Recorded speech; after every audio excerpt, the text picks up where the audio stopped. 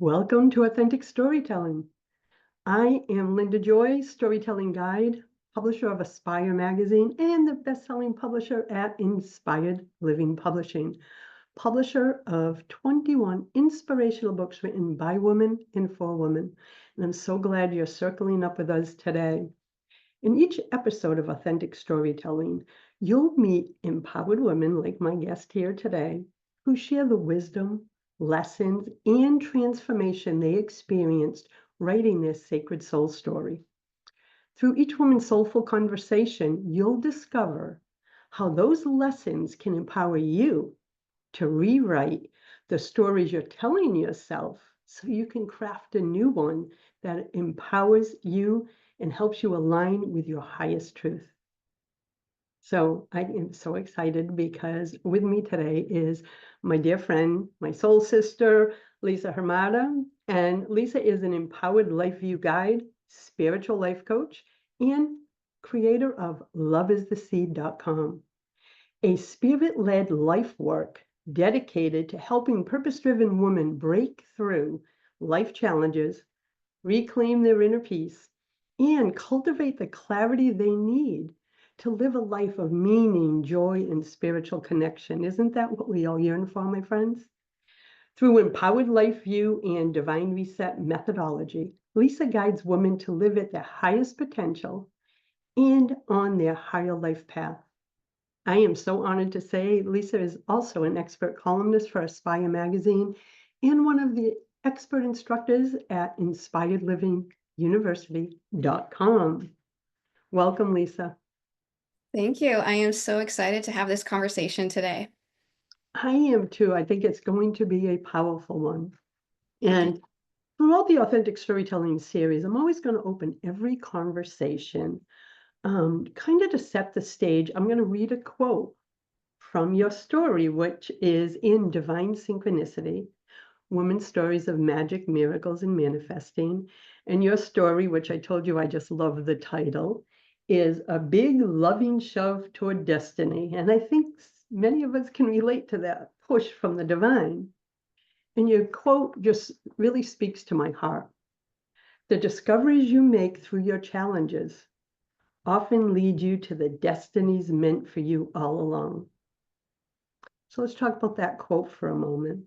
Because it's such, when I read it, it was like, I look back at my life and the times of my darkest challenges really became fuel for the work I do now. But of course, I didn't know it at the time. So what does that quote mean to you? Well, when you read it, it gives me the chills all over again because it's so deeply meaningful for, like you said, every experience that we have. We can go through such difficult times, but what comes through those times, we are led on certain paths, and we realize that those paths are really what we were meant to follow all along. And so it is that big loving shove, like saying, hey, this is really what you're meant to do.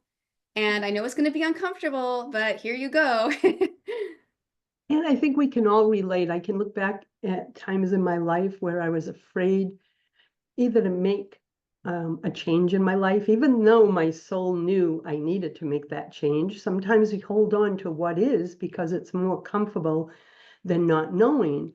And I like to say, sometimes the divine will flick you gently on the ear, going, it's time for a change, Linda. Of course, Linda was a slow learner, so then I'd get the smack in the head and something would happen, but I would still hold on so tight to what is.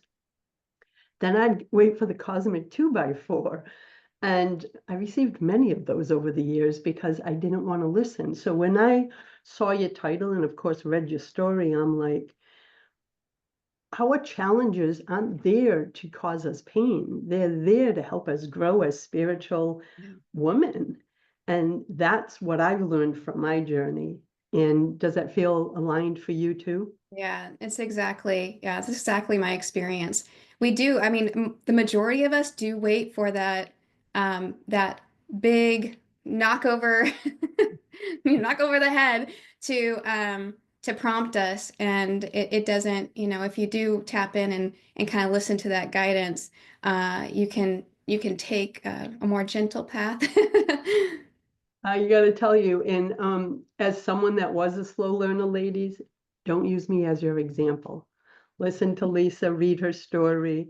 And in the authentic storytelling series, we're really talking about the power of storytelling to help us craft new identities, new stories, release the ones that maybe we've carried around with us for our entire life. So for those who are new to what authentic storytelling is an editorial writing model crafted by Inspired Living Publishing way back in 2010. And after working with 300 women, what I realized, it's actually one of the most important deep dive personal development tools that I've heard over and over again over the last, 14 years from women.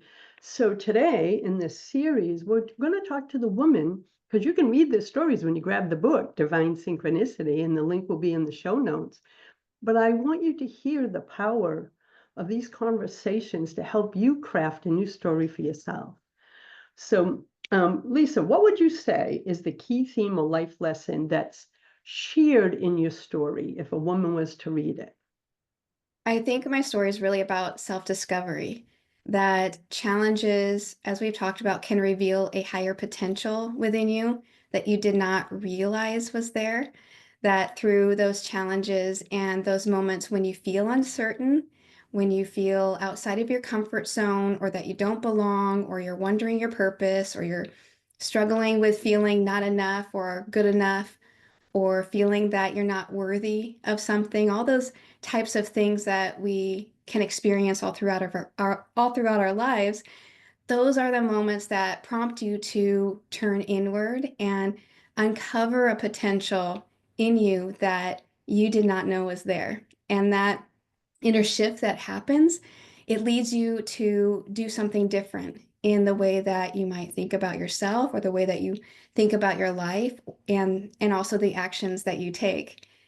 And then through that, and this is what my story tells, through that, you naturally end up aligning yourself with different opportunities and a different life path that you didn't know was even available to you or possible for you. You know, it's funny because speaking of divine synchronicity, recently I came across a quote by Joe Dispenza that speaks directly to this whole experience and lesson. And he said, the next time you decide to upgrade yourself, remember, when you get beyond your environment, your body, and time, you are altering the course of your destiny, and you are leaving a new set of instructions in the universe. And when you read my story, you'll know how aligned that message is to the whole experience and the core lesson shared in my story. I have to tell you, one, I'm a big fan of Joe Dispenza, but knowing your story, and again, I want to share that title, A Big Loving Shove Toward Destiny. That quote, ladies, truly captures Lisa's transformational journey that she shared really vulnerably in Divine Synchronicity. And everything you just shared from his quote and what you personally shared really resonates as a message for me personally. There are many times, I think, in our lives, all of us, that we kind of get really comfortable in our little box, our comfort zone, right? And as I read your story, Lisa, that was a big move. You go into Paris on your own, we'll just share that. Yeah. And um, that was outside of your comfort zone. That was outside of the box that you created for yourself. And ladies, I think we all create boxes for ourselves. And if you have, that's okay. I want these stories to inspire you, because what I've discovered, the times that I was in that box is when I was really afraid. It was fear keeping me in there. And when I started peeking over the edge of the box, there was a whole world of possibility and opportunity out there. And so, Lisa, speak to that about um, that moment, like just from a personal inside yourself, that moment when you made the choice to leave your comfort zone and have that experience. Was it scary? Was it exciting? I'm curious. You know, It was it was both. It was exciting and it was scary at the same time. It was the first time I was leaving home basically on my own. I had had a number of years learning the language, and yet to travel on my own, to be completely away from family and friends and everything that I was familiar with, um, it was different. It was definitely different, and but it was also what became this amazing journey. And it became a really exciting journey. Just so many different things happened within those weeks that I was there. Ladies, again, grab a copy of Divine Synchronicity and read Lisa's story, A Big Loving Shove Toward Destiny. But really, this conversation is about where are you staying in your comfort zone, even though your soul is leading you somewhere else. So I want you to ponder on that. We're going to go to question number 2, because as you discovered, Lisa, through the authentic writing, storytelling framework and program, it's not just a writing process, it's an invitation to all my authors, including you, to connect with your soul and go through the layers of the limiting stories we all have. So question number 2 is, how did writing your soul story in Divine Synchronicity, and I know you've written for my other projects too, how did writing that story, this particular story, help heal, empower, or inspire you on your self-discovery journey? Well, I think what's most meaningful for me that came through the authentic storytelling process was it made me realize what made that part of my life, that story, that part of the story of my life, so transformational. And that was, I got to see myself with new eyes. And I know you talk a lot about Mm. this, that different perspective, that through the writing process that I experienced, and I think so many women experience with that authentic storytelling process, is for me, there was a moment of realization in my story when I became aware that where I was, which again was far from home and all those who knew me, my family, my friends, people at school, just my whole environment, the whole thing that made me me, right? And I realized that while I was there, no one knew me and I could be free to be whoever I was. I was free to explore basically myself, right? And meaning there was no expectations about who I'd been, and I could just be me from where I was in that moment in my life, and I could imagine then or envision with a clearer perspective, a higher a vantage point, what I wanted most in my life and what felt most authentic to me in the way that I wanted to move forward when I came back home. So that was really eye-opening for me and empowering for me through that authentic storytelling process. And that really resonates. It's like sometimes, like I've guided, and the team has guided over 300 women now in 14 years.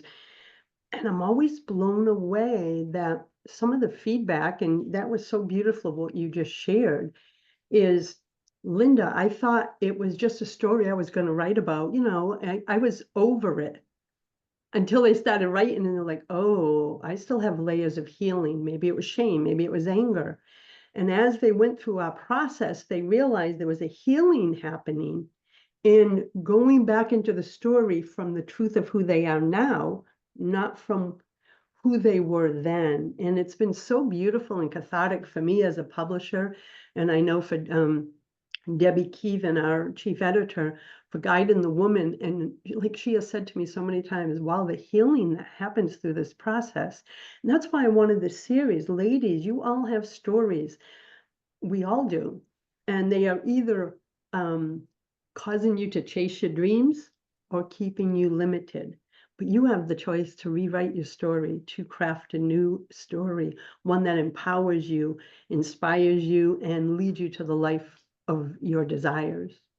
Yeah. So, I think, Linda, I think it's also about believing in yourself. Like for me, the story was, you don't really know what you're capable of until you do it. And and I know so many women in your community and my community, they don't believe enough in themselves to say I've gone through this. And I think that's also the message in the authentic storytelling, right? Is that we've gone through, each woman has gone through so much, and they don't realize how beautiful they are just in the journeys that they've taken and what's come from that. That's beautiful. And one of the things too for me as we come to the final question is, we're not the labels that we use to exist in the world. There's still a meme I wrote 10 years ago that's circling around. And what I've always shared is we are not the labels that we use to exist in the world. I may have to introduce myself as publisher or storytelling guide or mother, wife, etc., but those aren't the truth of who I am. They're labels I use to exist. And it's the same with stories. What limiting stories are you taking from your life experiences, and you haven't released the energy of those stories so that you can craft a new one? So I want everyone to sit with that for a little while and kind of review, like, what stories do you want to rewrite? And as we come to the end of this sacred conversation, I'll be asking all my guests the same question, but I want to share a little synopsis first, because authentic storytelling, again, is really all about diving deeper into the stories we tell as a way to break free from our own self-imposed limitations. Listen, you all know my journey. Welfare mom, runaway, high school dropout. That's not who Linda is. Those are experiences that I had, that I chose in this lifetime, that made me this vivacious woman I am today. I can look back on those stories and see how they empowered me. Now, to be honest, for probably 20, 30 years of my 60 something years, those stories were disempowering to me because I believed that they were the truth of who I was and they reflected the value of who I was. That's not true. So that's the whole purpose of this series, to help you think differently about your life experiences from a higher perspective lens. So Lisa, as we come to a close, my final question is, what's the wisdom, sacred reminder, or life lesson that you hope women take away from your story, a big loving shove toward destiny? It's my hope that women realize and experience for themselves that they are their own powerful creator of their life. And I remember hearing about this a long time ago, and it took me a while to really truly realize what that meant. That when you learn to see yourself beyond your limiting beliefs or what you have believed about yourself based on your past experiences, like you're sharing, or how others view you, or how you were raised, or the beliefs you picked up early in life, or maybe even later in life with those pivotal moments that create a shift in you. When you learn to see yourself beyond all that, you're able to create profound shifts that meet up what destinies meant for you all along, that are already in this divine field of potential and possibility just waiting for you. We can think about it as walking along a path and, you know what, making a choice to just to kind of take a few steps in a different direction. It's like it gets you on this whole other um, course of opportunities. And so it's in this realm of potential when you realize that you can create change in your life. I love that field of potential and possibility. It just feels expansive to me. And it's, you and I have a personal friendship, so we both live our life that way, right? Doesn't mean life doesn't get lifey, ladies. It doesn't mean that we don't have our experiences and chaos. It just means we choose the field of possibility and potential, as Lisa so beautifully said. And you can find more about Lisa at loveistheseed.com. It's also down in the show notes. And Lisa, thank you so much for sharing your wisdom and being a part of spreading a message that helps women rewrite the stories that are keeping them in a limited space. Thank you, Linda. Blessings, everyone.